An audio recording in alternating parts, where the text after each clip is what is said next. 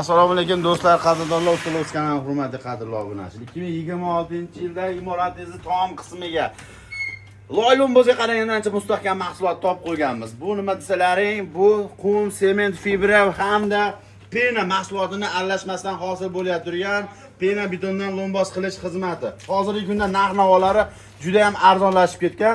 Loy-lombozga qaraganda ancha mustahkam bo'ladi. Ko'pchilik akalarimiz opalarimiz mana shu mahsulotimizni loy-lombozga solishtiryapti. Loy-lombozlarni davri o'tdi. Albatta ular ham yaxshi bo'lgan. Lekin mana bu mahsulotlarimiz eng oxiriga texnologiya asosida ishlab chiqarilayotganligi uchun bu ancha mustahkam bo'ladi. Birinchi navbatda yengil bo'ladi, ikkinchi navbatda utilbli vazifani yaxshi bajaradi, uchinchi navbatda qurt-qumursqa umuman yemaydi, kemira olmaydi, tarkibida fibra borligi uchun. Eng asosiysi hozirgi kunda 5-6 sm qilardi ustalarimiz, 10 sm qilib yuboryapmiz. Bo'lsa mana shu uyda egalariga bo'lsin, bizni orqamizdan duo qilib qo'ysin deyishyapti. 10 sm-ligini narxi 1 kvadratda 45 ming vodiydagi narx. Agar voqalarga bo'lsa, texnikalarni bitta ko'rsatamiz usta. Operator, bu texnikalarni ko'ryapsizlar, maxsus o'zlarini instrumentlari bilan kelgan. Mana shu texnikamiz o'zidan o'zi yurmaydi. Bordi keldiga shu gaz puli yoki benzin pulini bersa bo'ldi deyapti. Shunga 45 ming so'mdan tashqari ozgina qo'shiladi, ya'ni voqaga.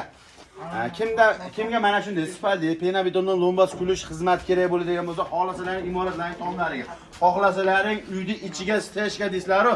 Agar stejka qilsalaring 10 sm dan 12 sm gacha qilib berishadi. Bu mahsulotni stejka qilganingizdan keyin uyda o'tin yoqishda yoki ko'mir yoqishda umuman hojat yo'q bo'lib qoladi. Ya'ni pastdan kelyapti turgan zarg', sho'r, nima deydi?